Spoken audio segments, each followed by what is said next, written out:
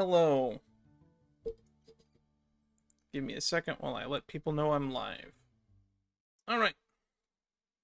We are live. Anywho, I just felt like getting on Genshin today because I wanted to capture a recording of all of these little Traveler's Tales anecdotes. I just got new mail. I just looked at my mail minutes ago.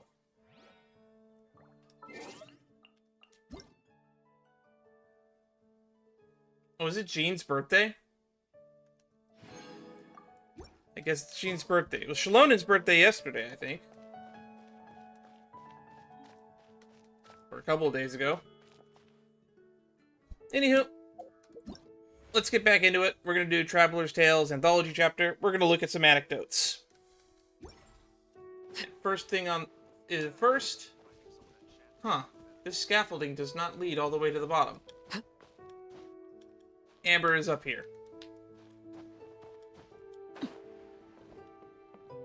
This scaffolding doesn't lead all the way to the top. Why is this scaffolding here?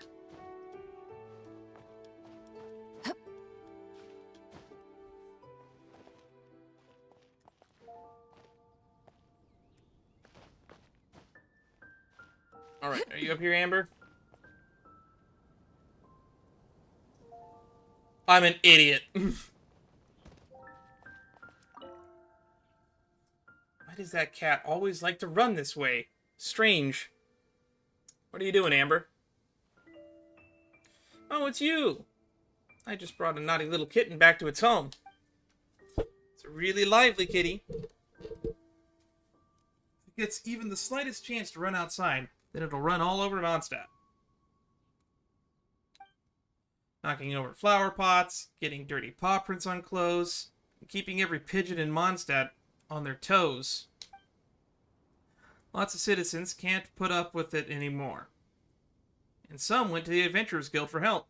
But adventurers don't know the first thing about catching cats. So, it's the Outrider to the rescue. Bingo, those adventurers just chase after cats on foot.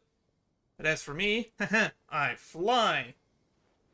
I kind of wish they put some sort of like mobility thing in Amber's kit. Considering like her entire shtick is being like the gliding champion of Mondstadt.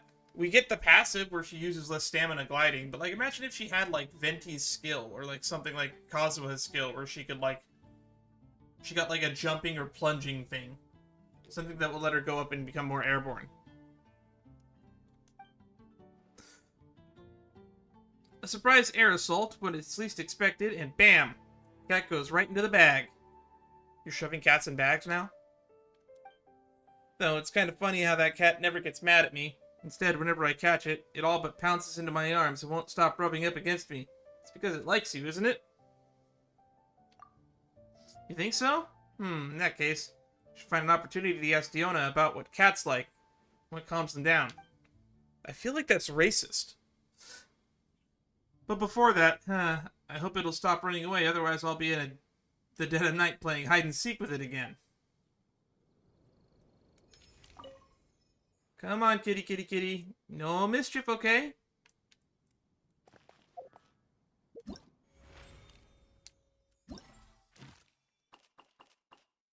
Mondstadt Meow.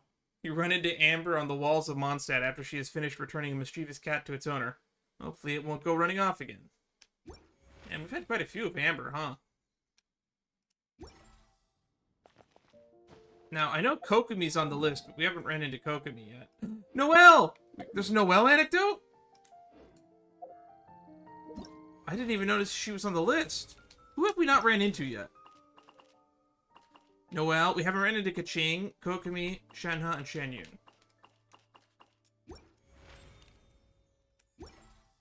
I mean, if Noelle's over here, I'm gonna say hi to Noelle. Amber and Noelle are my two favorite characters in Mondstadt. I think she might be in the library. Unless she's outside of Mondstadt.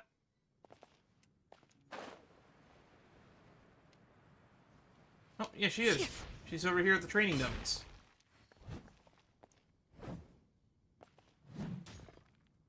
Oh, that's kind of neat.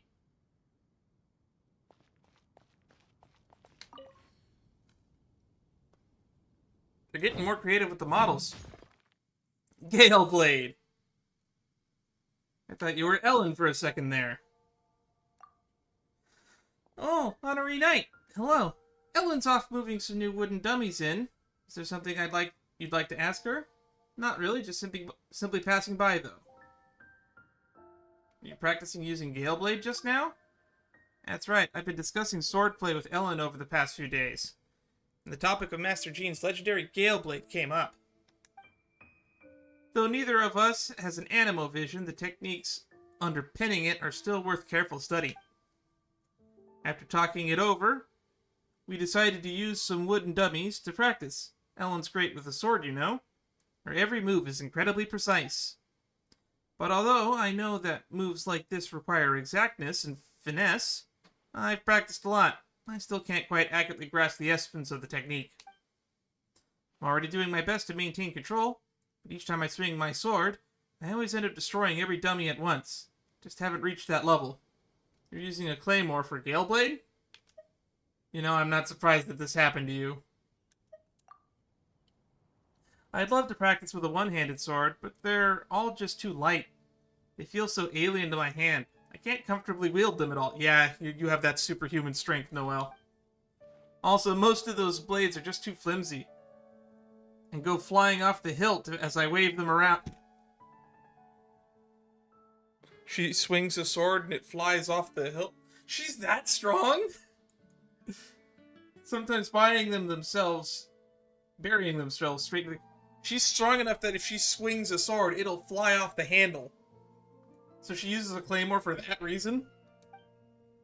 Last time I was practicing outside the city, one little mistake sent the blade flying right up to the top of the cathedral and slammed into the steeple. Excuse me? She was practicing in front of the front gate and it flew off of the handle and then hit the church on the opposite side of the city? The sound was like thunder that had sent Sister Victoria into a panic. She'd rushed straight away to our headquarters saying that the city might be under attack. Master Jean had to spend a good long time explaining things to her before she was calm enough to leave. I've already asked Mr. Wagner to forge a super heavy single-handed sword for me, though I'm not sure when he'll finish it. 5-star Noelle confirmed. I do hope that its blade won't get flung off when I swing it. Ellen appears in the distance hauling wooden dummies. Alright. Welcome back, Ellen. Sorry, I'm all sweaty. Sorry for bothering you. Well, that was indeed something.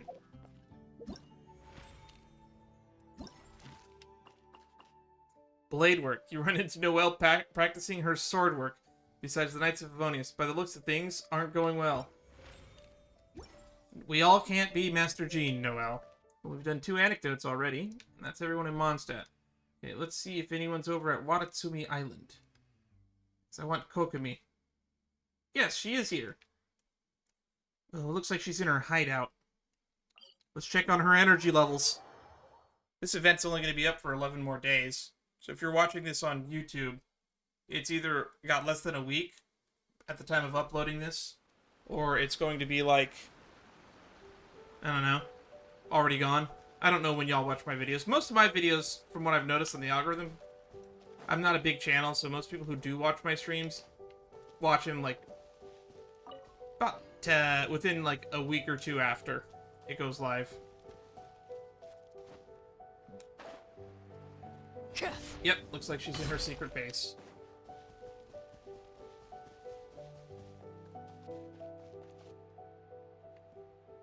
She's sleeping again? She's sleeping again. Kokomi appears to have fallen asleep. Piles of documents line the table. Going through them must have expended a great deal of her energy. This is a rare moment. This is a rare moment off for her. Best not to wake her up. You wait for a while more. You unconsciously glance at the notebook that has fallen open onto the table. Elegant writing catches your eye. Dan hasn't visited Watatsumi Island in a while. Energy -3. Perhaps we should find a moment when she's free to swing by and have a chat. If I had to... She's definitely towards the top of the list of characters that might have a crush on us. I like Kokomi. She's probably one of my favorite Inazuman characters. Yumizuki is also probably towards the top of that list. Because I don't like Inazuma all that much. Songonomiya Kokomi's Solitary Dreams. You find sleeping Kokomi in a little-known secret base on Watatsumi Island. There are all manner of papers scrawled across the table nearby, a journal filled with a young lady's thoughts and feelings. Man, we really should stop reading people's diaries. And reading people's minds. We do that way too often. What's going on over here? Is it Zhongli? Zhongli's over at Yulong Wharf. We can check in on Amber again. Let's stop it. Let's talk to Amber at every opportunity we can talk to Amber. If I look really sweaty, it's because I have a space heater in the corner drying my shoes from a heavy rainstorm.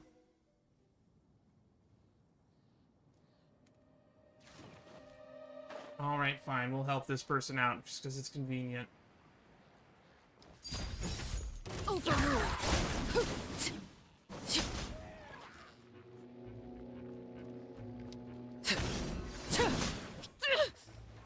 Dissipate.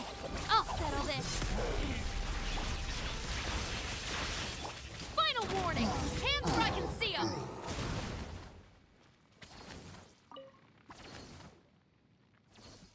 Saved at last. Thank you so much. I'm called Jazine. As you can see, I'm an adventurer. Someone as skilled as you is surely no ordinary person. Are you a well-meaning knight? Or perhaps an errant hero wandering the land? I am but a passing traveler. Paimon's name is Paimon. He's Dan, who also happens to be a member of the Adventurers Guild. Oh, you're an adventurer after all. And quite the experienced one at that. You were able to dispose of such powerful monsters so easily. There's always a bigger fish. Whereas for me, in training, I can easily remember what to do, but the second I have to do it for real, my body just doesn't listen to me. Do I really have to train for another 3 or 5 years, like my teacher said? It'll be totally humiliating if I go back empty-handed like this. It's probably just because we have more experience. It took us a long time and a lot of battles before we got this strong. First, you need to be able to stay calm. It's also important to judge the situation. Yeah, rookies often panic when they get into a real fight, so they tend to perform way worse than they might have otherwise. No matter how strong the enemy looks, you gotta keep a cool head while you observe them and find their weak point. And then you can take them down in a flash with a good old 1-2. Wap-pa-cha! I see, now that's experience talking.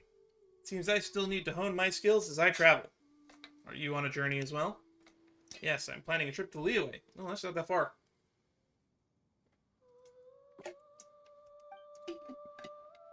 Have you heard of the martial arts of Liyue? I've heard people can fly from rooftop to rooftop and run up walls, harden their skin so weapons can't pierce them, and even split iron like it was kindling. Sounds like the 6 powers in One Piece. If I could find a master to teach me a thing or two, I bet this whole adventuring thing would be even a lot easier for me. But to be perfectly honest, though I've been a member of the Adventurers Guild for quite some time now, it's my first time going on a long trip. And no sooner had I left the city than I found myself blocked by monsters. Can I really make it to Liyue in one piece? You've been to Liyue? Come on, we'll take you. I'd have such a legendary colleague looking after me. Guess there's hope for my journey after all. Still, you must be really busy. You take time for me to do this. Finding justice is part of the early journey. Helping the next generation of heroes is part of my job, too. In that case, allow me to thank you in advance for putting up with me. At least while I study the map carefully before setting out. Do my best not to slow you down. I'm just gonna take her to Stone Gate, I guess. This is still pretty far from Liyue Harbor, if that's where she's actually going. Drop your weapons! Laid bare.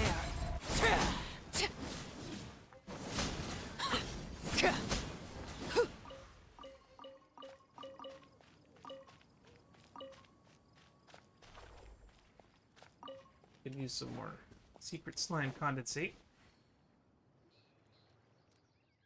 Sorry, can you wait here for a moment? What is it?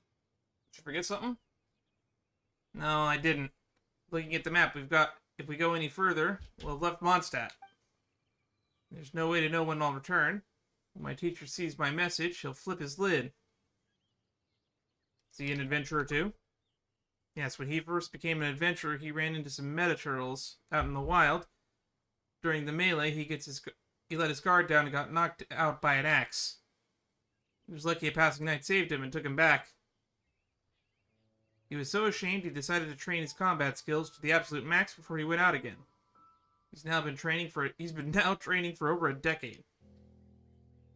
He always says the basics are most important. I can't stand hacking away at a wooden dummy every day. So I went out alone without telling him. It's something he'd be proud of. Yeah, it's exactly what I was thinking. I've got it. She takes out some dandelion seeds for a pack, placing them in her palm. Alright. Just letting out some dandelion seeds. I need those for leveling up Jean. According to our customs, dandelions carry wishes. I do wish everything will go smoothly on my journey, and that I'll reach my goals, and that my teacher will understand me. I'm certain the Anima Archon has heard your wish. Time to forge ahead.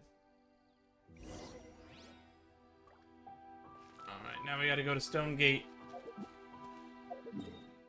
This is a really long mission that I'm doing on a whim. That's Teyvat March up ahead, right? So beautiful. You won't see anything like this in Mondstadt.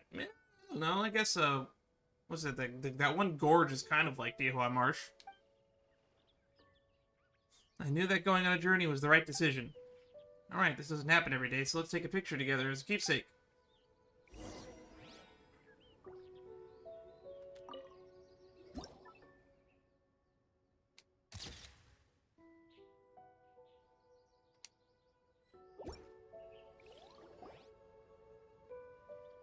Treasure this photo of us together.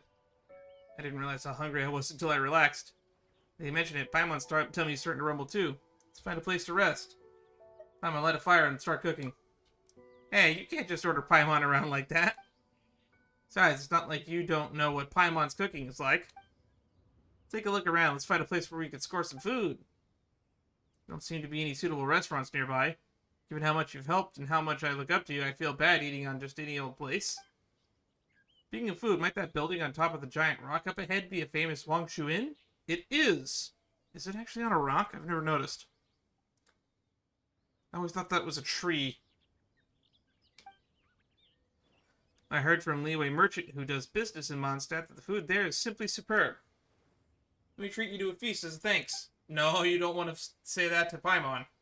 Woohoo, let's go get some food. Now we're going to Xingqiu Inn.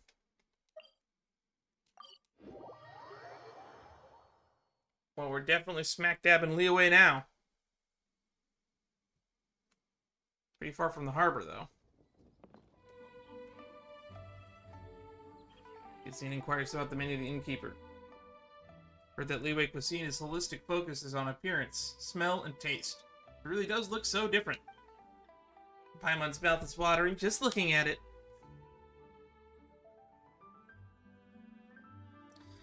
Whoa, whoa, whoa, this is delicious too. This, and that, I'm too stuffed to eat another bite.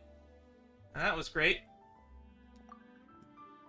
Thank you so much for everything you've done. If it weren't for you, I can't imagine how much more difficult it would have been for me to get here.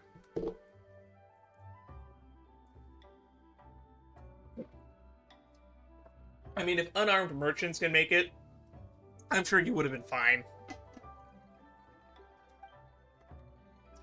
One of the staff here told me that if I stay on this road, Liwei Harbor is just up ahead. I plan to rest here for a few days and ask around where I can find legendary experts, then decide where I should go next. Well, good luck, Keqing. Though I really enjoyed traveling with you, I can't keep imposing on you like this. Moving forward is up to me to get stronger, so that I can become an adventurer just as reliable as you. But we didn't spend that much time together. We had a good time too. Hope we'll meet again someday. May we meet again. You too. I hope your travels go well. She's gonna die, isn't she? Well, since we're already here, why don't we take a look around the area? Maybe there are more exciting encounters awaiting us. Call of the mystical martial arts. Alright, let's go back to doing anecdotes. I was originally going to talk to Amber again. I can never decide what's the fastest way to get to Wolfendom. Warping to the Wolfendom, or gliding off of this cliff. Isn't Amber supposed to be here somewhere?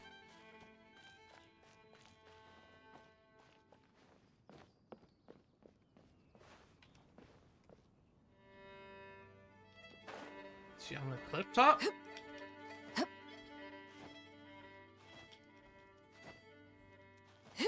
She is. Razor! Razor! He's not here either. Oh. Oh, right, he got poisoned. Oh god, I hope Bennett's okay. Hey, did you see Razor on your way up here? No, why? Is there something urgent you need to talk to him about? No, it's just, well, actually, it's kind of urgent. When he visited the city a few days back, he was going to have some cake with Klee. The shops were all out, and he didn't get any. Klee got up early this morning and bought some so she could go to Wolfendom and give it to him. She would have run off all alone, and had Captain Kaya not discovered and stopped her. It's way too dangerous for her to go out there all alone. Make sure she stays put at headquarters. I promise to deliver the crayon drawing she made for him and the cake to Razor. But I've nearly covered the whole area, and I still haven't found him yet. Phew. Alright, Amber, breathe. Can't give up yet. If you don't find Razor soon, the cake will get stale. Okay, I'll get up in the air and look for him one more time. See ya. Off she goes. Man, we got a lot of these for Amber. I wonder how many of these there are.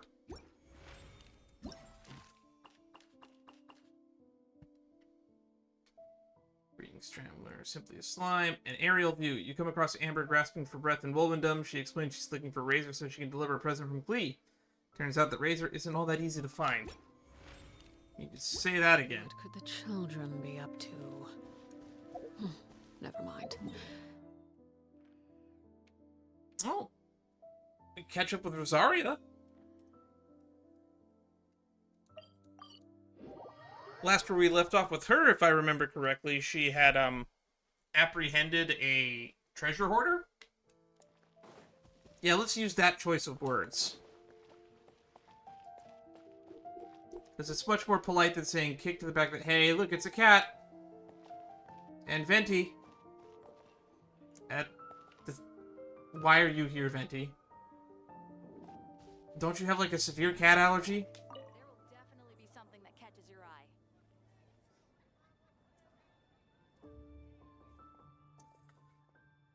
Did the church send you to supervise my work? Don't tell me. Let me guess. Was it Victoria? Barbara? Or Dahlia? What are you doing here, Rosaria? The scenery here is pretty, and it pairs well with the wine. I can watch the children at the tavern from here, and most importantly, I can spot church members coming to drag me back before they see me. My sister, your eyes are darted for a moment. My sister, your eyes darted for a moment there. And the wine glass left your lips. Were you that unsettled? That's a normal reaction. The honorary knight here is both renowned and formidable. I've been absent for a good while today, so it wouldn't be surprising that Victoria's gotten fed up and sent him to catch me. I'll come quietly, don't worry. Just how much work have you been skipping, exactly? I took off right after morning prayers. Barbara swipes all the minor tasks around the cathedral. There wasn't anything major, so... better I get some fresh air than stand there doing nothing. So you're gonna drag me back? All the wine's gone. Now would be the time to act. I've had a few drinks already, so I might lose even if I tried to resist. I doubt Dan is the type to spoil the mood like that. I'd wager that should he face a chance encounter with gathered friends, there's the only thing he'd do is join in on the fun.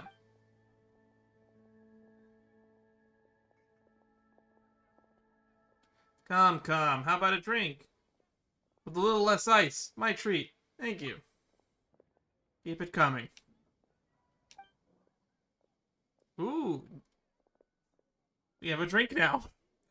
Rosaria refills her own glass without a word. Where were we? Alright. It's got loads of friends. and I know where I rank on that list. But you, Bard, you're the one who's been staring at him all day. You two need some time alone? Don't be a stranger. I'm just observing the varied expressions on an old friend's face, just like you. We don't meet like this often. How about a toast? Why not? Him. Thank you, good sister, for answering my prayer in the hour of utmost need. I just brought a bottle out from the tavern. No need to thank me. Oh, no wonder. No wonder you're getting praise from Venti. But in doing so, you kept everyone in good spirits. That's not something you can put a price on. As the beneficiary of that sterling deed, I would very much like to toast to you on this most beautiful day. To our nameless sister. Thanks for the reminder. In that case, I shall toast to the Animo Archon. A devout follower of Barbados indeed. To every free life lived under the sun. To our precious days of freedom. Cheers! Oh, the anecdote ding almost sounded like the dinging of wine glasses.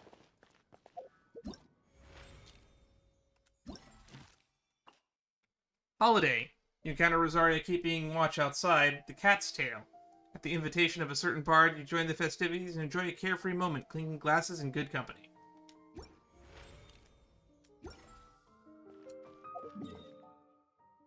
Oh, Noelle's back! We're just gonna keep running from one to another, huh? That's the reason I wanted to do this today, because I figured I could probably kill 2 hours doing it. Is she training with Ellen again? Oh wait, are we gonna get to see the heavy single sword? Oh no, we might get to see the heavy single sword. Oh, Jean's here!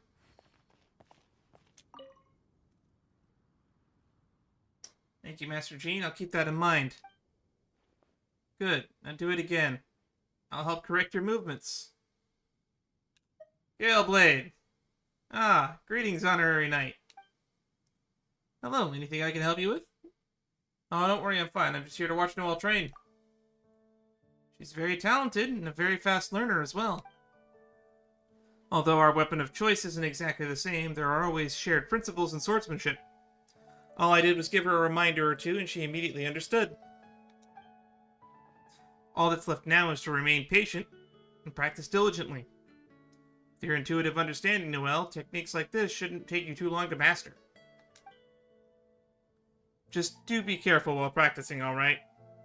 If you want to do weight training, you can tie loads to your wrists.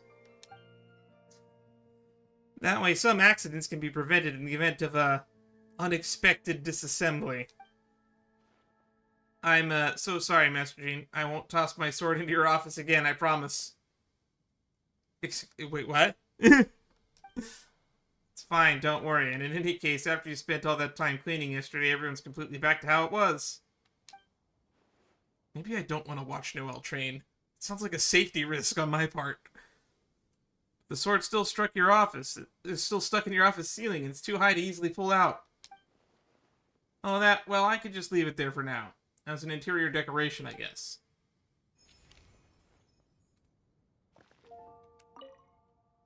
Alright, let's continue, shall we? Yes, Master Jean.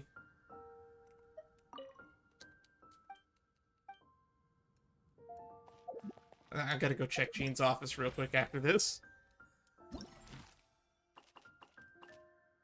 Path to improvement. You notice Jean instructing Noelle on sword work beside the Knights of Favonius. Perhaps under the acting Grandmaster's guidance, she can improve her skills. Please do. I'm now concerned for the safety of everyone in the immediate vicinity.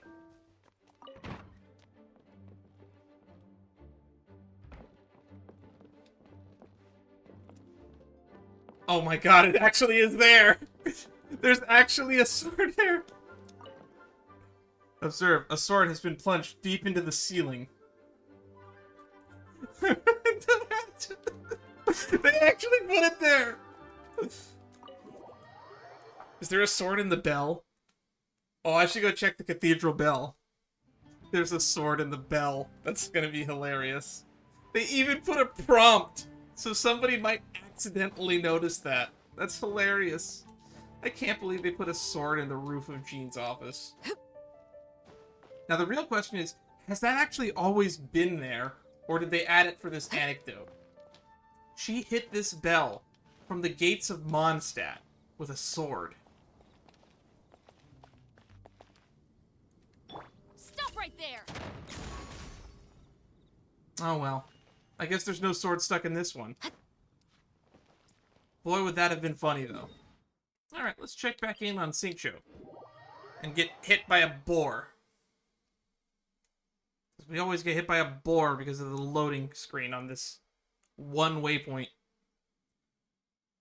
I wonder if it's possible they cause the game to load in fast enough so you could actually dodge it.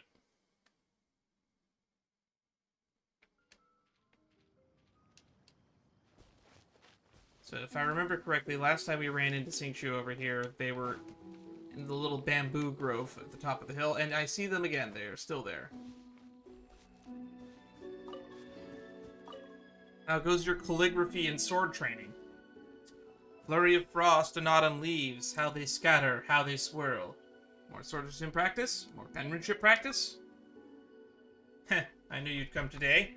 I haven't been here long, actually. This must actually be... This must, be exactly what they mean when great minds are thinking alike, and the understanding shared by kindred spirits.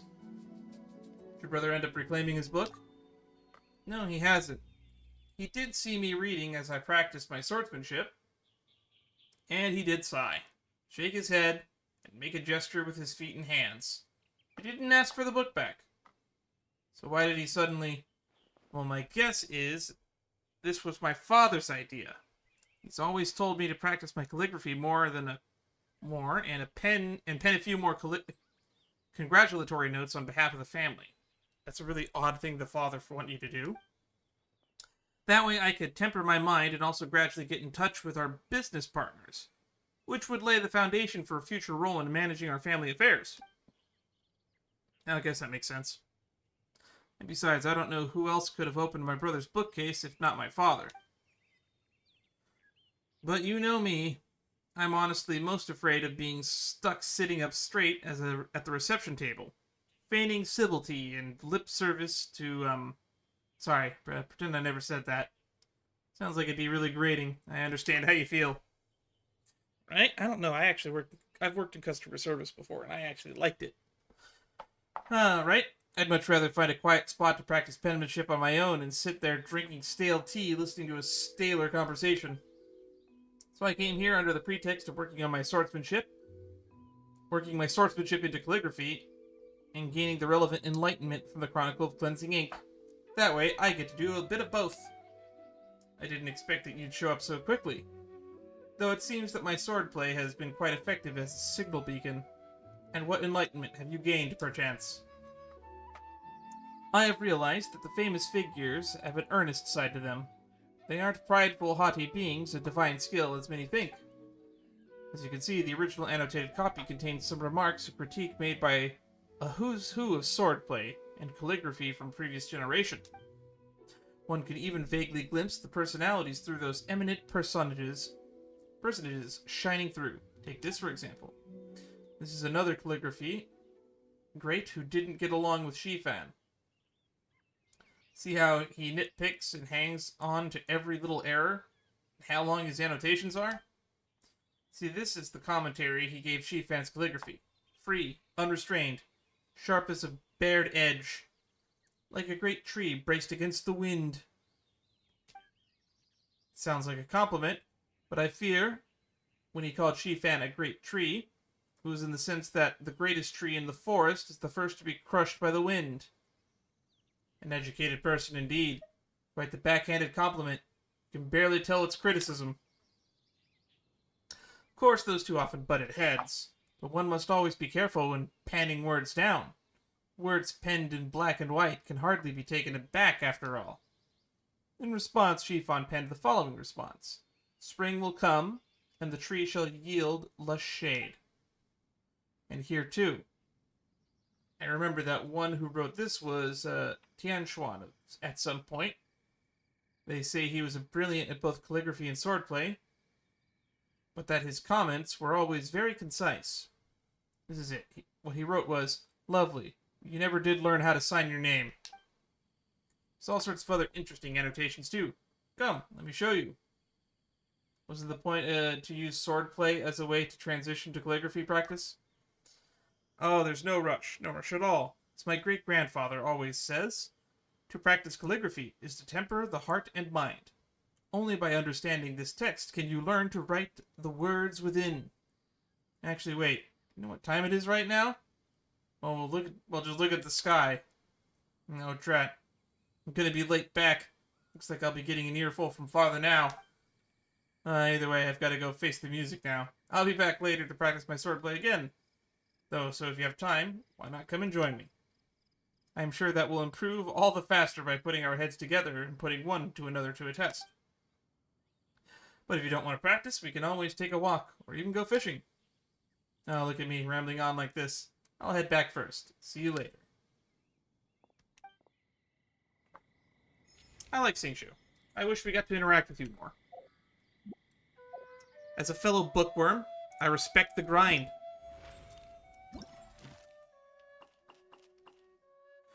Calligraphic Swordsmanship 2. Xingqiu is still working on improving calligraphy by practicing swordsmanship in the bamboo forest outside of Qingqiu village. At least he was until he managed to lose himself. In a good book. So we have Shenhe. Shenhe's new, so we'll jump to you first. We haven't reacted to you yet. Right, didn't she at some point take like a job as like a waitress at the Wangshu Inn? Not the Wangshu Inn, the Wanmin restaurant. That's it. Maybe that's where she is over here. That being said, we ran into Guoba cooking over here. How weird would it be if we ran into her cooking over here?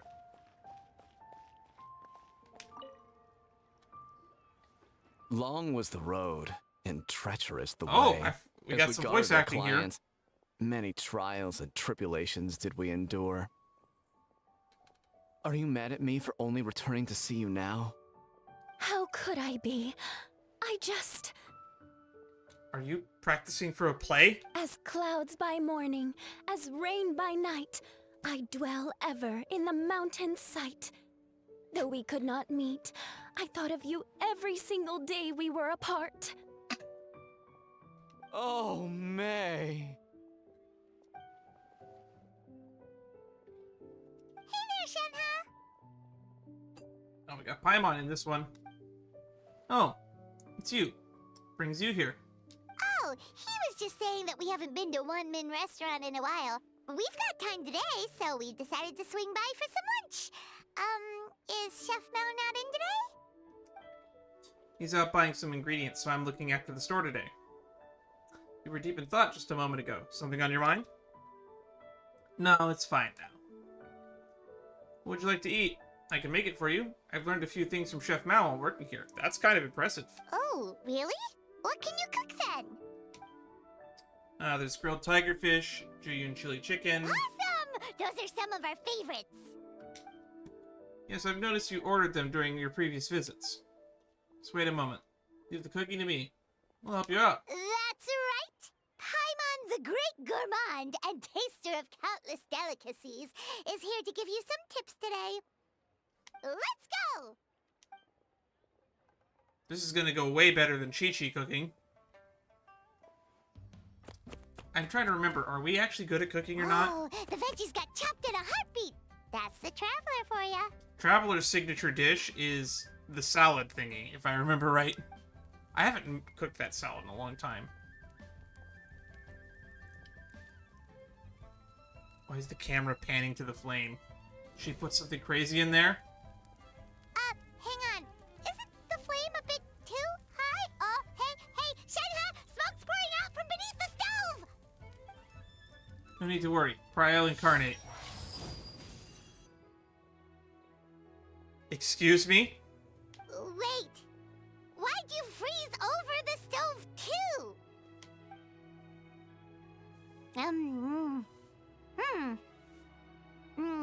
Huh? This tastes surprisingly good. Shenhe, in using the technique of cooking at a much higher temperature for a shorter amount of time. And then instant freezing it so it doesn't burn. You know, I did think I needed some more liquid nitrogen in my kitchen. The chili chicken's taken on a whole new texture after being flash frozen. Have we discovered a new dish by accident? Is this how she's been cooking it this whole time? Mmm, delicious!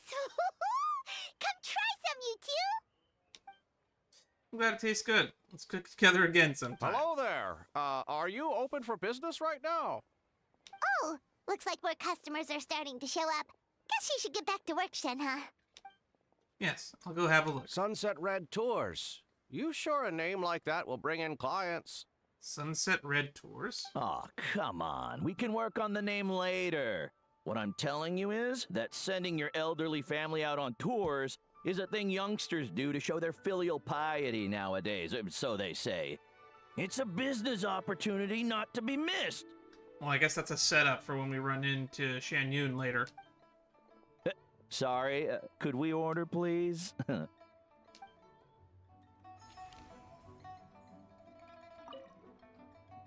you tell me more about the tour group you just mentioned earlier?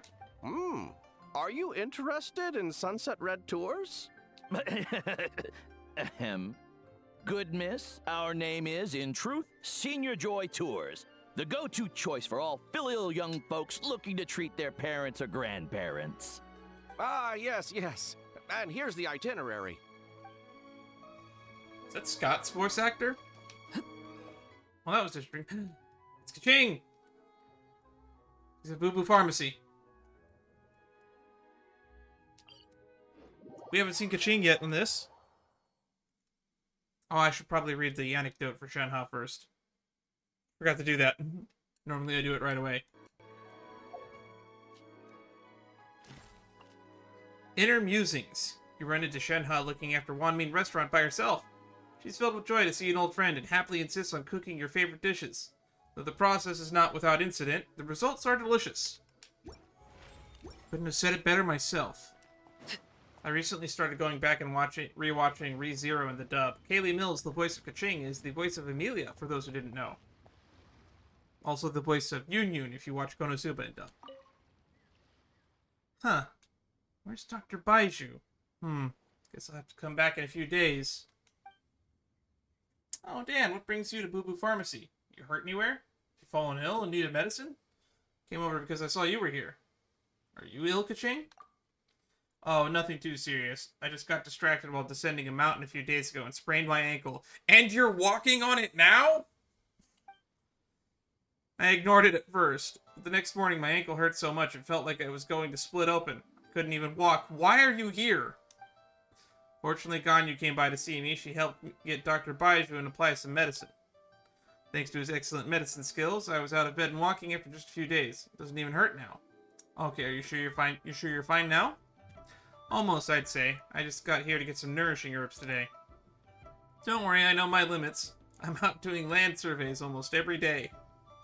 And I don't know how many scrapes and bruises I've gotten along the way. It's no big deal. Oh, looks like the doctor's here. I'll go get my medicine now. Talk to you later. I know she's not as much of a workaholic as she used to be. Although I didn't get to play through that event. Oh, what happened to the stream? Why is the stream black? Keqing, overworked. You bump into Keqing as she collects medicine from Boo Boo Pharmacy. She twisted her ankle while surveying the mountains a few days before. Fortunately, it has already been healed. But judging by her expression, she still has a lot of work to do. I think what happened is maybe there was a computer started a backup or something, which may have just froze a few programs. It asked for permission from the game is asking permission from my computer again. It doesn't usually do that. Now we could check in on Xingqiu again. I wonder why Xingqiu chooses this specific spot to train. And I see a Chongyun.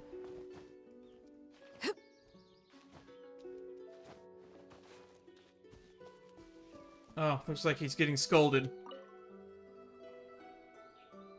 Okay, alright. No need to bring this up again. This is an emergency. If this doesn't work out, I'll ask my aunt for help. You mean Miss Shenhe? No, please don't drag anyone else into this. Otherwise Run into trouble? Dan, what perfect timing you have. You're here too, Changyu? We're going on an evil spirit hunt or something? I fear this affair is a bit more complicated than that. Do you still remember the novel I wrote under the pen name Xingqiu? No, because I didn't play back then during the event whenever that took place. I'm ashamed to admit this, but my handwriting is so messy that every time I send the editors a manuscript, they will send several letters in reply asking me about this word or that sentence. Correspondence like that takes too much time, so the editorial department and I agreed that I should try to finish a few days early. After I finish, I submit it to the department to have the editors transcribe the text for me. Then it's handed over to the other editors to print up and publish. Sounds quite the ordeal. Indeed, I also feel pretty bad about the whole thing, so I often send them snacks as a token of my gratitude. But then I received a letter from them a few days ago. As it happens, the main editor has suddenly fallen ill, and now there's nobody else that can do the transcribing. With such a well-staffed department? Only one of them can read your handwriting?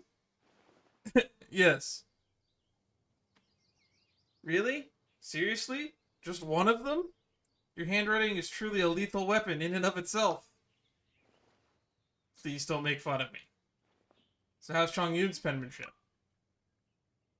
See, that was his first reaction too. No, absolutely not. Stop bringing that up. Wait, does this mean Changyun's handwriting is also? Not at all, his handwriting is lovely. If anything, his talismans look better than my prose. Why don't you ask him for help? I told him that as well, and he agreed to let me transcribe his work at first. But before I could copy more than a few sections, Xingqiu suddenly grabbed me by the shoulder and began shaking me and telling me to stop. For a moment I wondered if my penmanship was terrible or something, but he suddenly blurted, Just transcribing is one thing. Why did you have to suddenly start reading it out loud as you wrote? Huh? I think your writing is excellent. The narrative is interesting. And each character even has their own catchphrases. Catch poems? Anyway, I couldn't help but read it all aloud. Especially when the heroine named Flying Fox took the anecdote down the mountain. You wrote a poetic header to that too, didn't you? As I recall, it was, Clothes stained with wine and mortal sod, unwelcome in sword realms, the world she trod. You, Changyu's, please, just stop. Clothes stained with wine and mortal sod, unwelcome sword realms, the world she trod. Well written indeed. Is there more? I want to read it. That said, while the story itself is good, it's also quite complex. I found myself failing to understand a lot of the details. I have a feeling it might be based in reality. For example, why the drunken sage suddenly agreed to help, and how the 13 blades of the drunken sect that belonged to him were stolen. All sounds very interesting. Right? Xingqiu writes amazing novels. He's also penned quite a few excellent short stories besides, such as... Wait, why is your face so red, Xingqiu?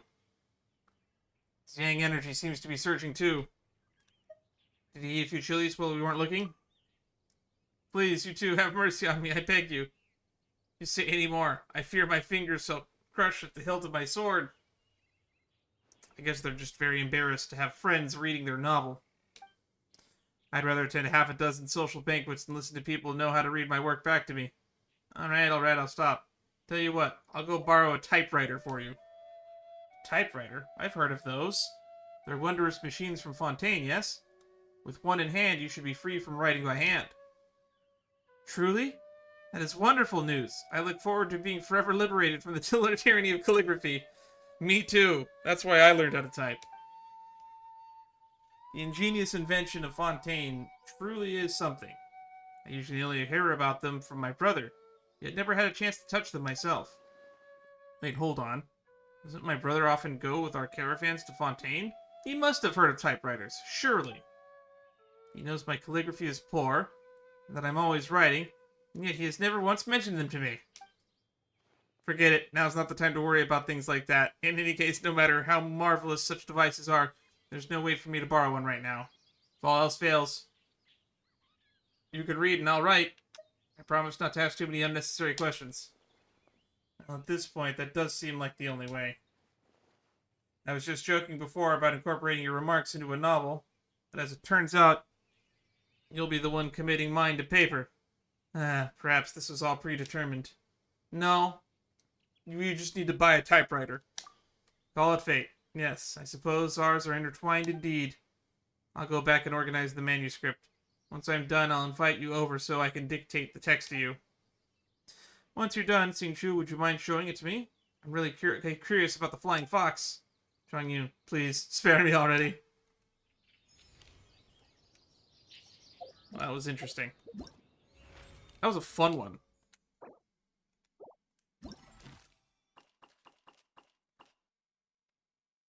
No other choice. You encounter Xingqiu at his wits' ends in the bamboo forest outside of Qingci village. He explains that the editor who usually helps polish his novels has fallen ill, so he asked Xianyun to step in. But upon hearing his good friend start to read his manuscript, he became too embarrassed to go on. Still in the name of meeting his publishing deadline, it seems that Xingqiu has no other choice. Yeah, we need to buy you a typewriter. Ooh, we can catch up with Fischl again. Oh, she's in front of Lisa's desk. Yeah, so there was a stipulation against damaging any books in the collection, was there?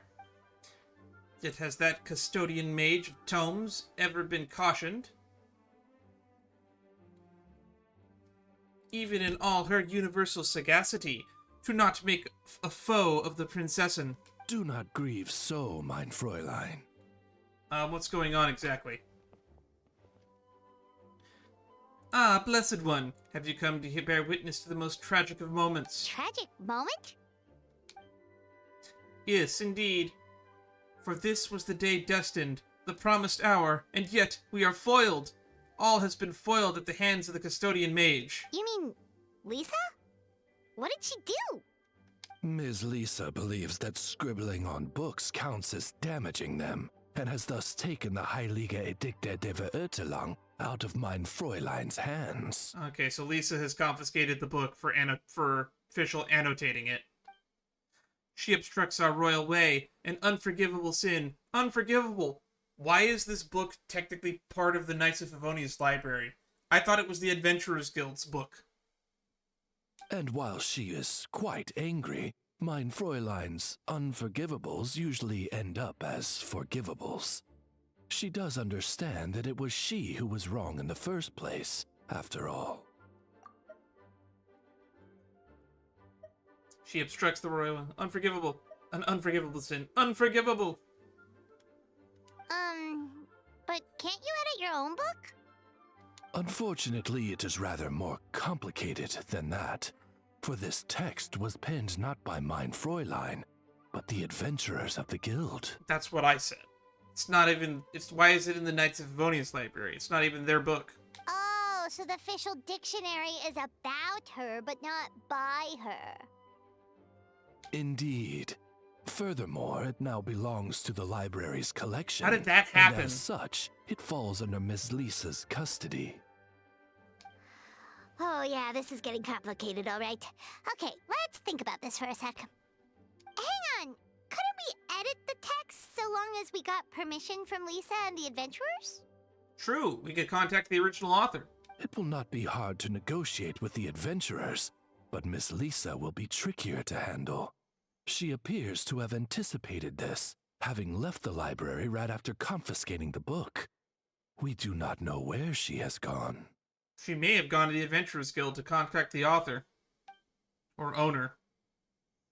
Or technically the library owns it now. I guess the Adventurers Guild submitted it to the library collection. So even in our cunning countermeasures even our cunning countermeasures have been uncovered. Ah, I should have expected nothing less from the mage who guards the universal repository of all knowledge. Why don't I go talk to Lisa for you? Blessed traveler, I am thankful, truly. But do not underestimate the causality of that lies between us.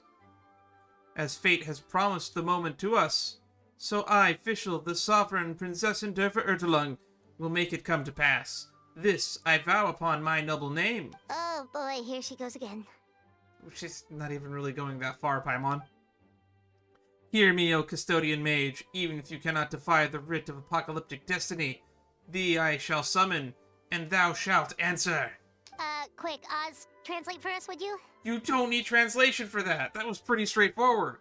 Mein Fräulein is saying that she will get Lisa to agree somehow. You know, I like Oz as a character, but I don't need him. He is a redundant piece of information to me. I understood what she said for the first time. I am very interested to see what her annotated version of this book looks like whenever we can get around to it. Library Rules, 7th edition. There was several editions of the library rules, but none of them were particularly useful. So all unnecessary rules were abandoned in this edition. All users of the library should obey the following rules. Keep quiet in the library. Do not damage the books. Please remember to return your books on time. I believe everyone knows how we deal with violations, so it will not be repeated here. We hope everyone can abide by the above rules and make good use of the library. Well, that was indeed interesting. Alright. Let's go talk to Zhongli. Oh wait, Xingqiu's over here now. Let's just pop back into Xingqiu. I'm really interested to see how this calligraphy story ends. There's so many of these anecdotes. We should also probably check Watatsumi Island again to see if Kokomi has a new one. I could have sworn they said that they only put like 40 of these in, but I don't remember where I heard that. Is he at the library? Or the bookstore, I mean? Indeed he is.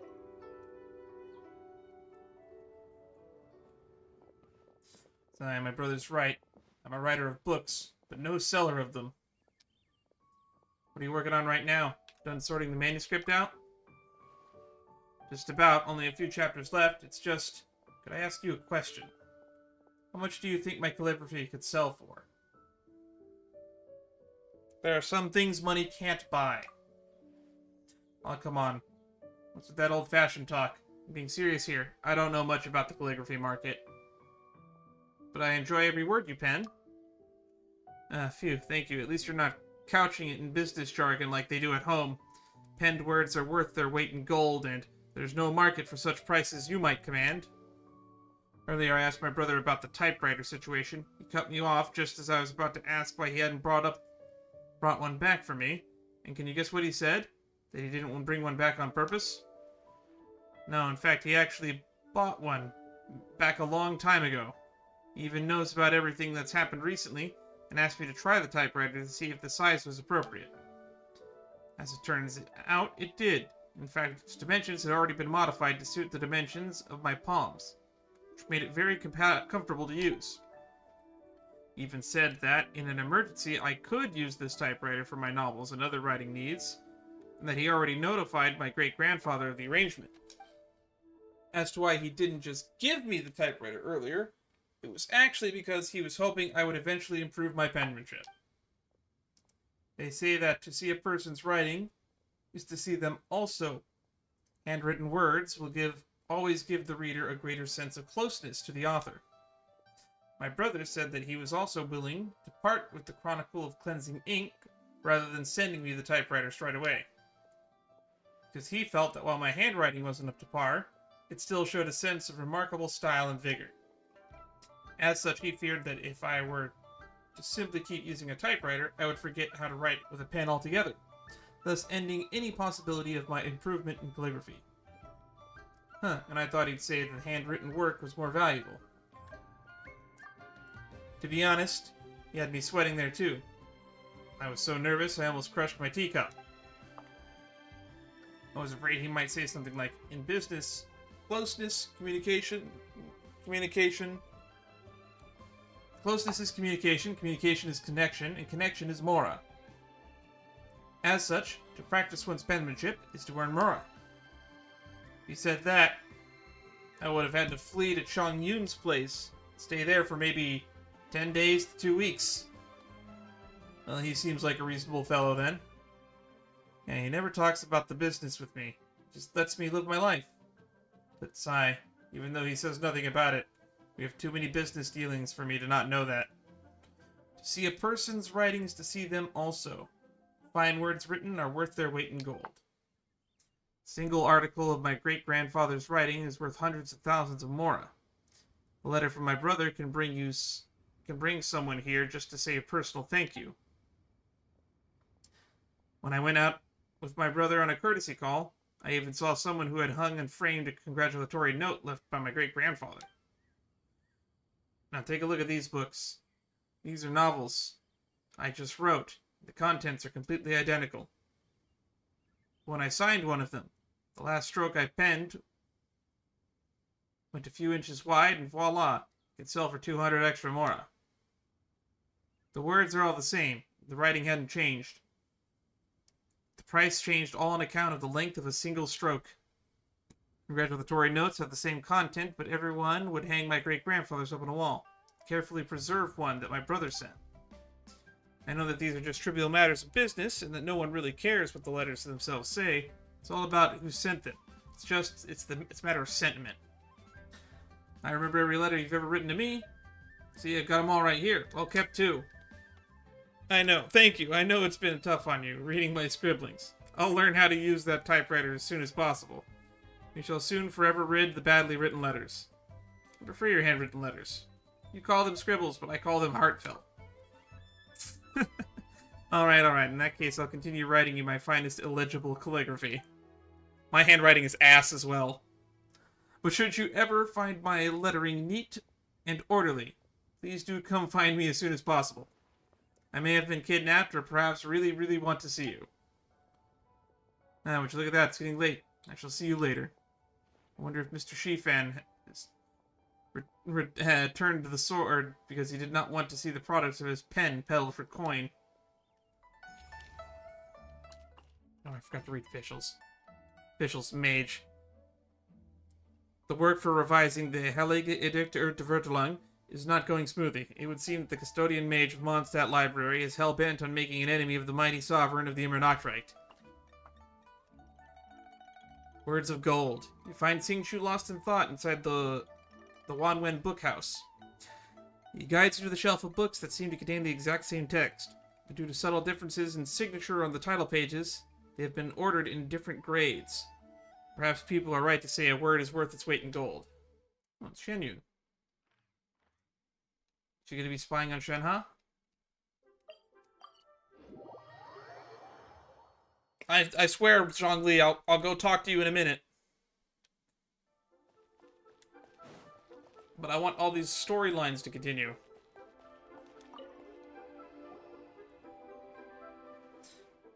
Oh, you? You should have spent your salary on a good meal for yourself. Saved it for something. To waste it on nothing is. You are my very closest kin, master. According to the customs of mortals, I should demonstrate filial piety. Xianyun? Shenhe? What are you two talking about? Hello there, Xianyun. We meet again. Shenhe. It has been a while indeed. Have you come all this way to visit one, then? Oh, of course. Friendships need to be maintained from time to time, don't they? We should... that we're speaking of friendships maintained. We need to go check on Kokomi. Also, Paimon overheard you talking about a good meal. Is there something Paimon should know about that? Yeah, Paimon. It's everything that followed the sentence after that. We weren't discussing food, Paimon. Master was simply giving me guidance just now. Many of the restaurant's younger customers have signed their parents up for the most popular group tour around. When I heard that their tours were designated specifically for seniors, I signed Master up as well. They're called Senior Joy Tours. Here, take a look at their pamphlet. O'er mountains tall and rivers wide, come see Lila's wondrous sights. Ah, I thinking of the perspective of Cloud Retainer, I can see why she considers this to be nothing. Accommodation at special guest suites, tasting authentic local delicacies, traveling in exclusive carriages. It's like a cruise over land. Wow, Paimon kinda wants to try this out too! Huh. One had already traveled the length and breadth of this land long before the name Liyue even came to be. What sights would there be witnessed that one has not yet behold? Also, a trip this luxurious couldn't have been cheap, right? Huh. It costs 3 months of her salary, and then some. And you don't think to confer with one before putting down the deposit either. Well, one shall have to act now, surely. I would gladly spend it in my entire salary if it would make you happy, master. That's a bit concerning. Oh, you silly. It's enough to have your devotion, Shenhe. But now that it's come to this, Shenhe, let us... Understood. I'll cancel the registration on your behalf, master. Huh? You're right, master. I was too impulsive.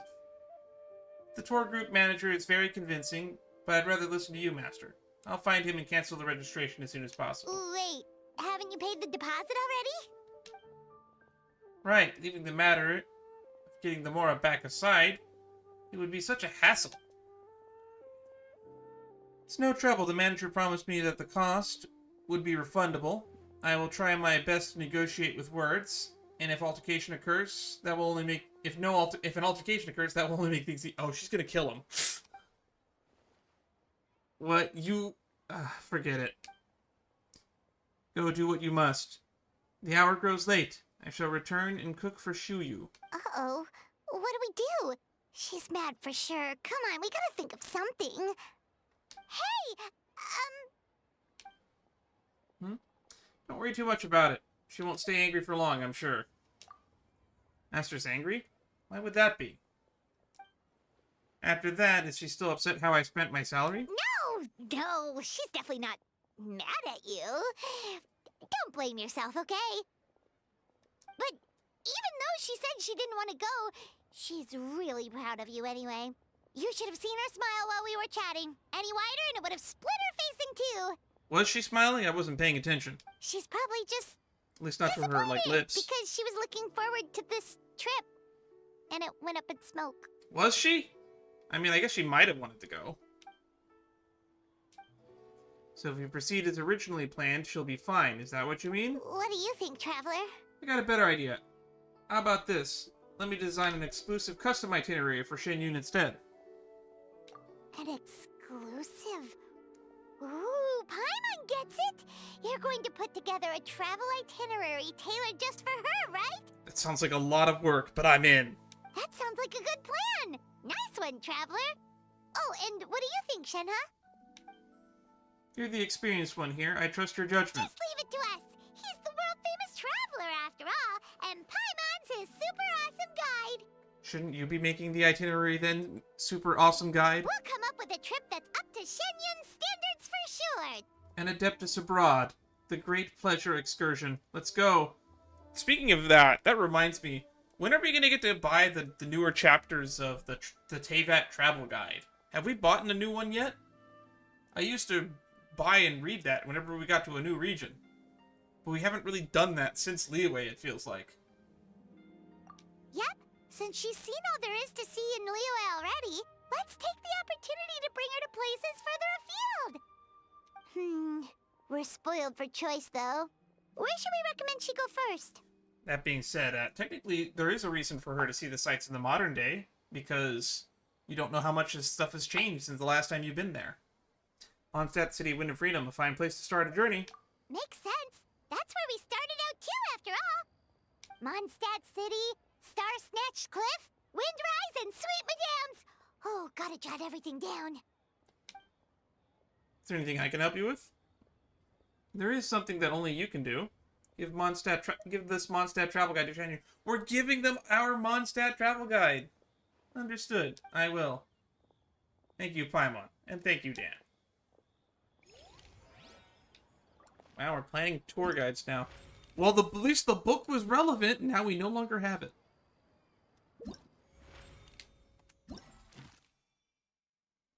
Xianyun, Disciple's Gift. You encounter Xianyun discussing something with Shenhe not far from her residence. You discover that Shenhe spent her salary on signing Xianyun up for a guided tour. While Xianyun may be doing her best to decline the gift, it's clear that she is overjoyed at the gesture. Okay, we can check in on Fischl again. But we've put off... we've put off Zhongli for a little bit too long. Zhongli. John Lee. Bruce Lee.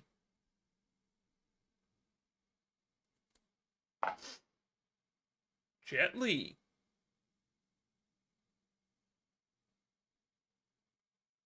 Crystal Lee will be voicing a character in Shadowverse 2. Worlds Beyond.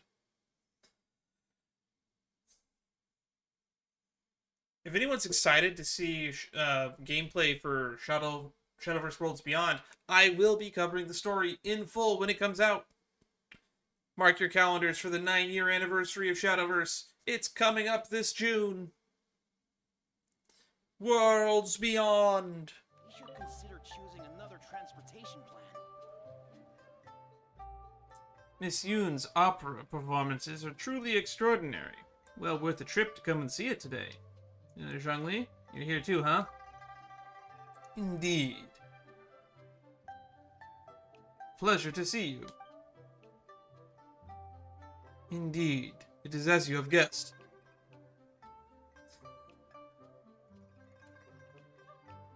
With little to do at the funeral parlor these past few days, I asked Director for some time off, during which I have been traveling around a bit, visiting some old friends in passing. I thought you were a consultant. Do consultants work at the funeral parlor full-time?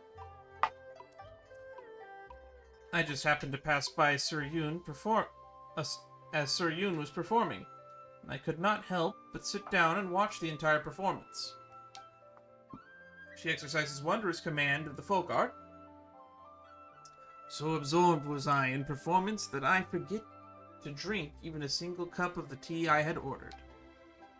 To drink tea of such refinement cold, when much of its flavor has been lost. A shame, indeed. Do you have friends around here as well? An ancient adage says, as lush mountain may be found everywhere, so too friends may be met. But my dear associates are busy at the moment, and I do not wish to disturb them. Checking on them from afar and sending them letters in suitable times will suffice. Truly, I have done this fine pot of tea a disservice.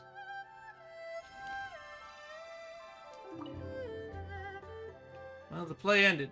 I shall leave soon as well.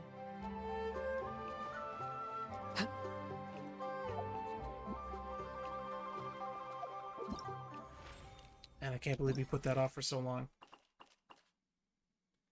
Opera. We run into Zhongli at the stage near the Yulong Wharf, entranced by Yunjin's beguiling voice. His forgotten tea has long since cooled. Fortunately, the lingering aftertaste of the opera itself is more than sweet enough to make up for it. I think it would have been nice if they actually put Yunjin on the stage for this. Right, we want to check on Kokomi. Oh yeah, and Fischl. Fischl, of course, Fischl. We'll get to Fischl. Energy. We need to give her 3 points of energy.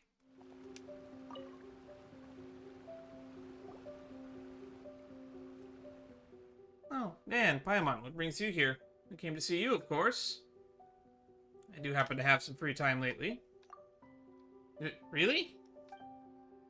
You're not playing tricks on me, are you? Doesn't look like it. Great. It's been a while since we met on Watatsumi Island, hasn't it? We've missed the Watatsumi Island life as well. This place is so beautiful, and there's so much good food to eat. It's a deal then. Sure to come back more often then, okay? Anyway, is there anything you need to do now? Let's walk around the island together. Sure. Well, it's great today. So shall we walk and talk? We've been to Watatsumi Island so many times, but the views here are as breathtaking as ever. It's definitely like the most pretty in terms of design out of all of Inazuma. I think, was it Mount Yogo is the only other place I think that's entertaining to look at. You know what? Once you find your sister, we might as well move here permanently. What do you say? You'd be most welcome to. Although I think you might have already embarked on your next adventure by then. Oh, I could have a room reserved just for your use, so you can drop by for vacation anytime. That'd be awesome! How have you been recently, Kokomi? Yeah, and let us know if there's anything troubling you. We'll help you out, no worries. Me? Well, I really haven't had any issues lately. Harvests here have been good. The security situation is much better than it was before. There's still so much to do, but it's all work. It's all work I'm used to doing. And well within my duties as the Divine Priestess. That said, I must say that all that familiar work, that familiar day-to-day, it was getting rather samey since you left. So I'm glad that you came back to visit. We're happy to see you too, Kokomi. Ah, Swordfish 2! There's Shihisa. Your Excellency, and... Captain? You're back and you didn't think to tell us? Come on. I'm not your captain anymore, you know. You'll always be our captain in our hearts. Your Excellency, Captain, we'll be organizing a bonfire party later. You want to join us? I'm game. Oh, a party? There'll be loads of delicious food, right? Of course. In fact, I'll be handling the cooking myself. Ooh, that's interesting. are you sure your culinary skills are up to it? Uh-oh. Uh-oh, you never want to hear that. Let's party then. In that case, I'll have someone send some ingredients over to you. Thank you, Your Excellency. We'll go start the preparations right away.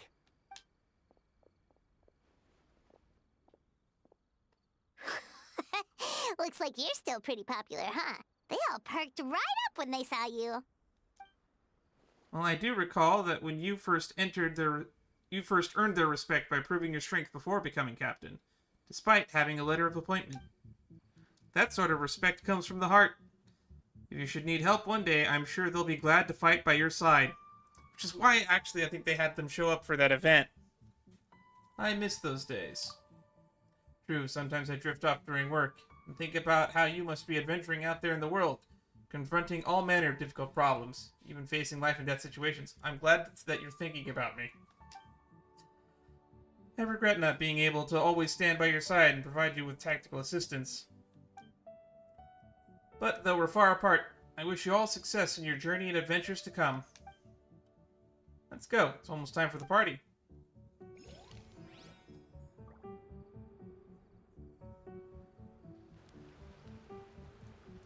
Oh, it's actually going to put us in a party.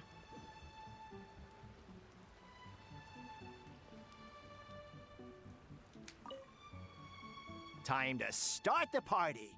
Nobody's going home sober, you hear me? Nobody. Whose turn is it to sing now? Come on, you know who you are. You lost that round of rock, paper. Oh. Oh, that doesn't sound too good.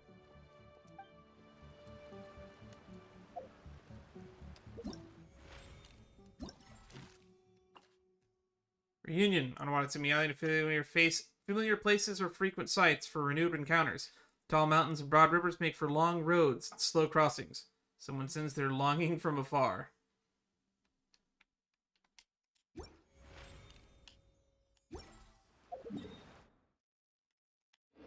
Staring into my eyes is ill-advised. I can't promise you'll like what you see. What a great time. Where should we go next time, I wonder? I know. Why don't we take a trip outside Watatsumi Island? Then you can show me around. Does sound fun. What's off in this direction that she's staring? That's just the infinite void, right? I wonder if they'll add, like, something over here someday. Because when you really think about it, the map of Teyvat, there's a lot of ocean that we could explore.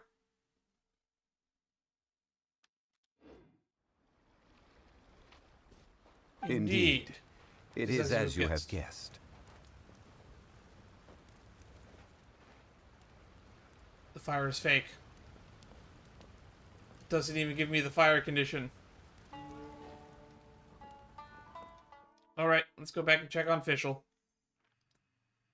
Before she goes and tries to kill Lisa. Alright. So we had a lot of technical difficulties, so I'm going to try to record a few more of these so that I can try to get the stream up to about 2 hours. So I'm going to record another 30 minutes or so of these. Starting with where we left off, let's go talk to Fischl.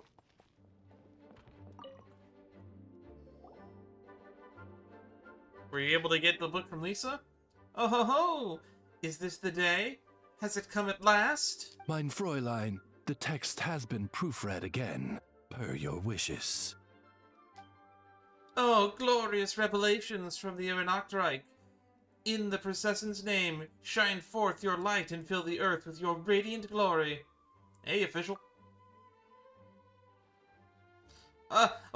Greetings, blessed one. Today is a joyous day indeed. You certainly seem like you're in a good mood, Fischl. Is the issue with Lisa resolved? Haha, as one might have expected, a mage who guards the hidden troves of knowledge, she knew well, far better than most mortals, of the consequences of defying fate. Thus did she come to her senses and submit the Higlig Idiket der Verurtelung into my rightful keeping upon hearing the distant summons of the Irenoctrike. And that's all that happened? Come on, Fischl. It's okay to admit that you had to ask her nicely. Mein Fräulein speaks truth, in fact, with the sole qualification that Ms. Lisa handed over a fresh copy of the text. Oh, so she made a copy of it. As it turned out, she left the library to seek the opinion of the Adventurers Guild, and also to print a new copy of the manuscript. Thus, we could make what edits we needed without damaging the copy that is in the library's care. Ah, so that's what happened. That's a very interesting way to resolve it. Lisa always liked you, Fischl. She'd never make things hard for you just because. Yeah, Lisa actually has a voice line about Fischl where she pretty much says exactly that. Always turns her books in not only on time, but early. Indeed, even I, who espies the causalities of the 3,000 universes and witnesses the dying of 1,000 worlds, must confess a measure of respect for her virtuous reason. Oz, mine familiar, now that the Higlig Edicte has been edited, let us go hence unto her and give her the royal salutations of the Irenoctrike. As you wish, mein Fräulein. Looks like we'll be able to read the book today. O blessed one of mine, did I not say that the cord that binds us is the dawn and its light intertwined? Now then, I present unto you the promised fruit of the destined hour, the great revelation of the Irenoctrike, the Higlig Edicte der Verurtelung, the spiraling depths, the secrets of thoughts of gods, the prayers of the end. All such may answers be found in this sacred tome of everlasting night, and it is yours to peruse. Be enlightened and dance with joy. So it's a book that translates this into lay speak. In the name of Fischl von Luftschloss Narfedor, I... Mein Fräulein, we must be going. Why, you guys have something to do later? And look, there's the Fischl Dictionary. Fischl Dictionary. Die Nerflog der Prinzessin. Editor's note. Know that both the Fischl Dictionary and the Fischl Dictionary der Nerflog der Prinzessin have their proper name, Higlig Edicte der Verurtelung. As such, incorrect nomenclature during the formal occasions, such as literary award ceremonies, should the text be so fortunate as to win a prize, would be ill-suited, ill-considered, and quite frankly, ill-advised. Original text. Hark, I hear searing winds of yesteryear that echo through the abyss of time, howling through that tower, forgotten in the torrent of causality. Translation. Storm Tower Terror's Lair. New translation. Hark, I hear searing winds of yesteryear that echo through the abyss of time, howling through the tower forgotten in the torrent of causality. Hang on. Let me just compare the original text to the new translation. Hark, hark, I, hear, the, searing, winds, of, yesteryear, that, echo, through, the,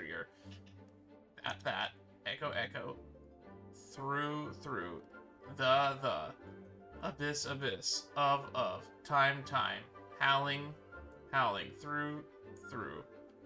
that, tower, forgotten, in the torrent of causality, the torrent.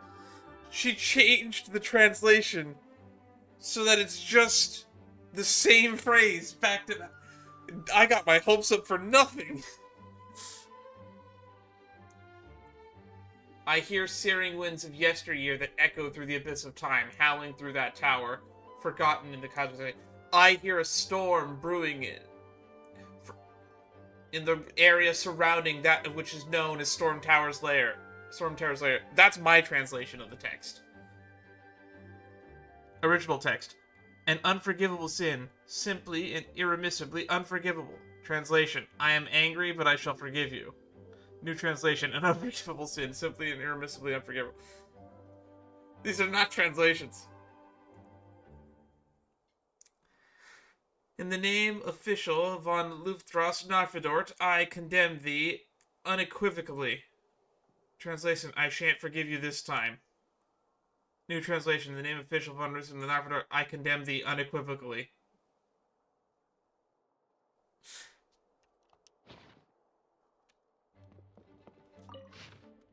We can't even take out the book. We can only read it.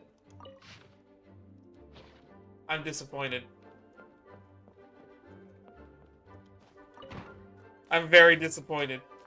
But at the same time, I can appreciate a good joke. Speaking of good jokes. Look, I'm never gonna forget that this is there.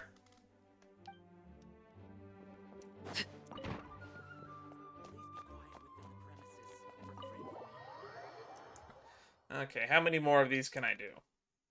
I don't even know how many of them I have left to do. Are there any characters that we haven't met yet?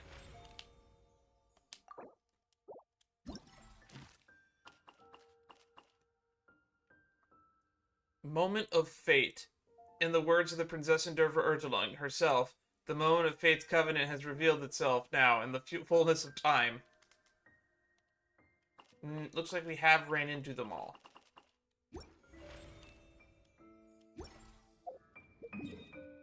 The question is, how many more of them are there? Let's go to Starsnatch Cliff. Talk to Xianyun. See how her tour of Mondstadt is. I wonder if she's ever been to Mondstadt. Is she even here? Oh, wait. I see a head poking up. Peace prevails throughout this land, and all things are made new. As buds in spring, this is still an auspicious era for humanity. Hey, Xianyun! You're here after all! Ah, it's you two. You seem like you're in a good mood. Right? You're not angry anymore, are you? Huh. Do you believe one to be so small-minded? One has already conferred with Shenhe, and indeed, your selection has proved well considered. This Starsnatch Cliff, then, a name well given. The wind here differs from that of Mount Outsong, before being more lively and carefree, yet it suits me still. Oh, we're glad you like it. We would have felt awful if we made you spend all that effort climbing up here only for you not to enjoy yourself. We made her climb up here? And then again, she can fly. Effort? One soars upon the wind, and sees all for leagues around. It was but trivial to seek this place. And were one to begin climbing from the foot of this cliff, it would have only been but a short way up by winged foot. Hardly what one might call effort. That's true. Paimon almost forgot that she's a big illuminated bird. Did you have to say it in that tone, Paimon? That sounds so offensive. What insolence! One's ears are exceedingly sharp as well, thank you. Do birds have ears? I don't think they do. What Paimon means to say is that we're no match for your super-duper adeptal powers. If anything, you should take it as a compliment. He can attest to that. It was a tough climb to the summit the first time we came here. Things were not easy for us back then. No need for such modesty. The past is the past, not the present. One has never misjudged or do you claim that, even with prodigious talents such as yours, scaling this cliff would not now be nigh effortless? Well, when you put it like that... Speaking of, why are you alone? Paimon thought Ganyu, Shenhe, or the others might come along with you. Ganyu is super busy. That's out of the question. Shenhe has a job now, I guess. Is that so strange? One's disciples all have matters that they must attend to. Even Xianyun, at her age, trains hard, knowing that the time is of the essence and not to be frittered away. I don't know, you could have at least brought Xianyun with you. I kind of forgot about her. In any case, leisure such as this is most gladsome. One has always gone where one pleases, after all, and one is both pleased and at ease when alone. You really are like one of those wandering heroines from the stories. She kind of is, though. Like, literally. In fact, she trains a lot of those heroines from what we learned in her character story. Really, now. In that case, I trust that you're familiar with this Fontanian camera.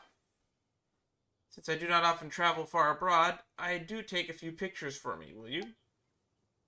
The camera has already been properly set up. You only need to stand at the distance and press the mechanism.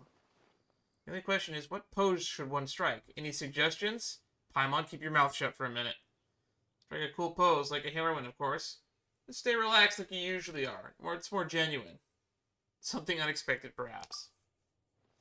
Let us do so. What do you think of this one? Does one's hair remain properly coiffed? Yes. Hold that pose. Going to press the shutter. Indeed. One is ready. You can see Dragon Spine in the background, I think. Are you done? Let one inspect your work. Not bad at all. Good work. Now let one take some pictures for you as well. Huh? Us too? From how you spoke of this place just now holds a significant place in your memory. Surely you must have had many new thoughts now that you have visited it once more. Fair. Why not capture the spirit of the moment, then? That way you may relive those feelings when looking at this picture in the future. Oh, that makes total sense. All right, then, let's take some photos. Thanks a lot, Xianyun. This camera is rather ingenious. The image is sharp and clear. Wipe the corner of your mouth, little one. We shall commence shortly. Oh, Paimon has food on her mouth still? Right, sure. Did Paimon not wipe off the biscuit crumbs from breakfast? Ooh, you had biscuits for breakfast? I love that. Come then. What's on your mind? As you stand by the cliff, how do you feel? The time I fell to the bottom after running out of stamina comes to mind. Have you decided what expression I should press on? Actually, I'm pretty happy right now, though. Paimon too. Alright, this'll do. I still can't forget the times I've fallen. We could literally go back and forth on that forever. Alright, just this one thought it would turn out. Excellent indeed. Ooh, Paimon wants to see! Huh. You have a look. It's not exactly what I imagined. Where's all the scenery? Oh, she zoomed in super close, didn't she? Is something wrong? You have traveled all over Teyvat for years on end, and in the process its even most wondrous sights have grown mundane. As such, the emotions you feel as you travel are the most precious. Fair! But the photos you had us take of you had a whole eye full of pretty scenery. Why the change? She's never been here before. Ah, how could those two things be comparable? One's trip was made specifically to lay eyes on mountain and water. And since it is also one's first time, capturing the scenery is but the logical choice. Moreover, how would those two old fossils know where one has been without ample visual evidence? Oh, she's here to brag to Mountain Shaper and Moon Carver. They are not the only ones who know how to go gallivanting behind one's back. Anyway, one has had a great fun today. Your travel guide shall be followed to the letter, so do not fret. Thank you for your help at any case. Go now and see to your own business. You need not attend every hour of the day.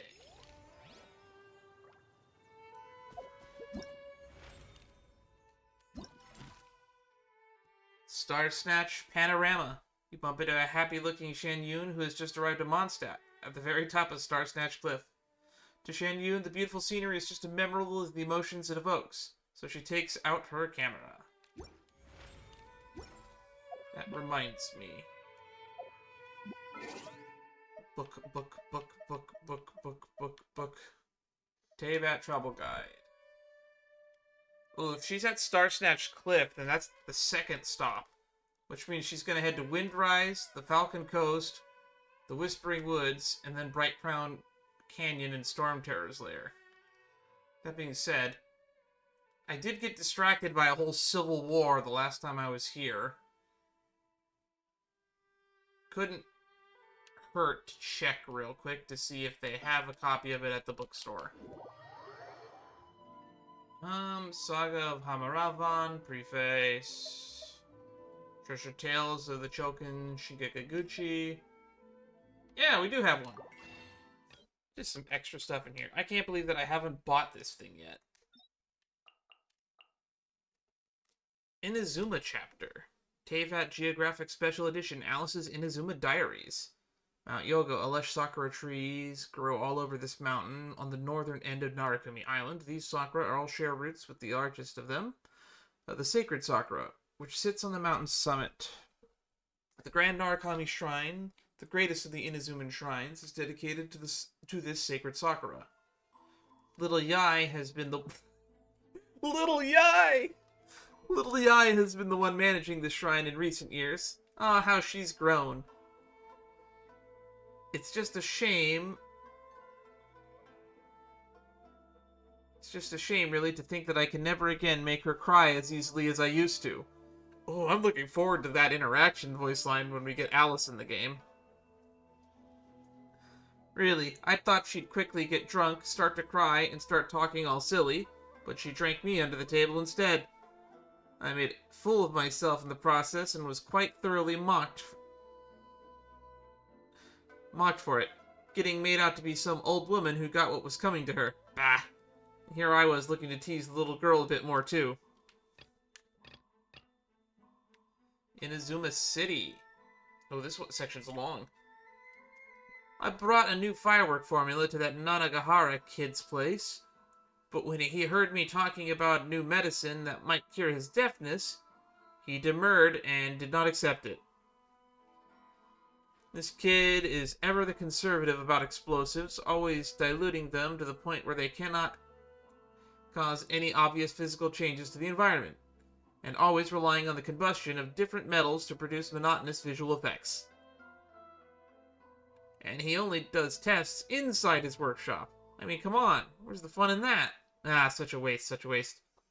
Well, I guess we now know where Klee gets her penchant for explosives. Now, as for his daughter, Yoimiya, she's an interesting young lady. We collected a lot of sweets during the festival and tried all kinds of new formulae out. That was so much fun. And then we got packed off to a deserted beach by the fire brigade. Something about new rules with which to keep peace in Inazuma City or something similarly silly. Wonder when this was written. We discussed a lot of new ideas, and she even gave me some constructive feedback. A talented kid this one is. If the paradise I made for Klee also had one of Yoimiya's fireworks performances, that would have been perfect. It's just a shame that Grumpy General kept too close an eye on us, or else I'd have helped Yoimiya improve some of her gadgets, or even spirited her away. This reminds me of the time not long ago when I was preparing medicine that would allow for flight in the Imperial kitchen. It blew up due to a mistake of mine, injuring a young Tengu warrior to the point where her left wing would have needed, say, half a month to recover. I had wanted to help her patch up the wound, but it seems as if she's been avoiding me ever since. Well, I left her some medicine all the same, just to see how the effects would turn out. After that incident, it seems that person who spends all her time holed up in Tenshikaku has sent some soldiers specifically to watch my every move. I mean, that's a bit much. I even apologized right to her face. But she just won't let up. She was the one who allowed me to conduct experiments in the Imperial Kitchen in the first place, you know. Also, Miss Kamisato declined my idol group invitation for the 6th time running. Ah, what a disappointment. Man, Alice is such a riot. Tatarasuna. Tatarasuna is an island chain that is naturally shaped like a ring. The mountains rise to overlook the sea, the surrounding large blast furnace in the middle. This is where the Inazuma jade steel is produced, and is endlessly made into the best weaponry for the highfalutin bigwigs of Inazuma, or made from blood and bones of a defeated god. This place is the Tenryo Commissioner's pride and joy, and as such, he takes extra good care of the workers and technical specialists. Was this place not blown up the last time Alice was here? If she spent time talking to Yoimiya, she couldn't have possibly been here that long ago. I was accompanied during my time at Tadarasuna by a lady named Kagami Gozen. She seems to be leader amongst the workers there, and as an official shogunate post, even though she's the Tenryo Commissioner's subordinate, she's very much looks like his equal in front of the workers. All of them trust and love her. I dare say that their respect for her dispatches might and even greater than they give the shogun. But Kagami Gozen herself frowns often. Very unfriendly looking. The Tatarasuna workers, largely rootless, washed up on these shores by the waves of history, their many tattoos and working songs set them apart, but also strengthen their mutual bonds. Like the other workers at Tadarasuna, Kagami Gozen's body has scars from high-temperature burns from Tadaragami. These may be signs of short-lived or ill people in the eyes of outsiders, but here it is how they identify family. I took the liberty of modifying the Mikage furnace, throwing a few valves and panels into the sea, and improving the containment dome, which back then could at best be rated better than nothing. I wonder if those engineers from Fontaine will be pleasantly surprised. Old man Kujio might get a little upset from the production going down, but at least the furnace isn't going to go haywire from overheating. And I believe not even in the event of war, which may soon come, the explosion should not be too large. Large according to my personal standards, of course. What are your personal standards? Actually, might my ingenious interventions perhaps prevent war from breaking out at all? Well, I, for one, would be more than pleased to see the expression on those astrologers' faces when their predictions come for naught. Ha! She knew war was going to hit Inazuma before it even happened. I guess that makes sense, given her company. Man, so much details about Alice that I missed. I wonder when this book was added to the game. I assume it's been in the game since 2.0. Yashiori Island. Ah, the clear blue skies over Yashiori Island are a pleasant sight. Those stodgy Amiyoji explained that the Raiden Shogun placed many wards over this place to prevent corruption of the seeps from the remnants of the Serpent God. Or something like that. I'm not good with their religious jargon. As far as I can observe, those lampposts are quite interesting. Although they have the appearance of items dedicated to the Electro Archon, the techniques used to make them are quite familiar to me. Whoa, would you look at that? This is supposed to be a travelogue, not some tedious academic paper. We were warmly welcomed by Washizu of the Higi village. The grilled fish and onigiri were great. Also, the place that they called Nazuchi Beach is full of friendly pirates. It's just a shame that I couldn't stay on the island for longer. The mines on the island are busy places indeed, but the equipment they use there is quite backward. Even though the Shogun put all those wards down, blocking off most of the Tadaragami's spread, many miners have still contracted chronic illnesses from the prolonged exposure to the influence of those snake bone crystals.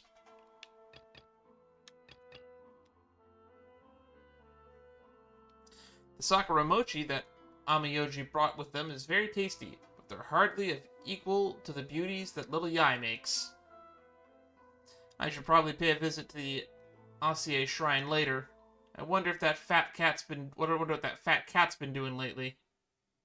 I did try to catch it with a specially crafted cage the other time, only to be stopped by the Killjoy Shine Maiden. The Asase Shrine is like on... Oh, it's Yashiori Island. Clear blue skies. Yashiori Island is the one that's in a permanent storm because of the Thunderbird, or whatever it is, huh? Man, she didn't really fully explore this place, huh? And there are no other chapters.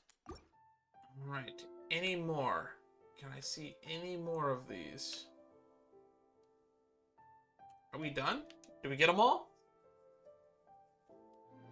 Well, if that's all we have, it just means that I can start editing. We found ourselves a nice little distraction, too. This has been fun. I hope they do more little anecdotes like this in the future.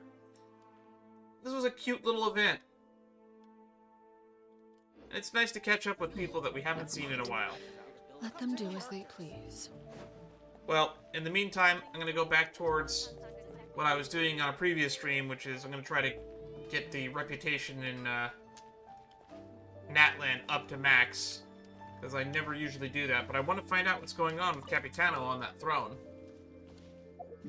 So until next time, stay safe, everyone.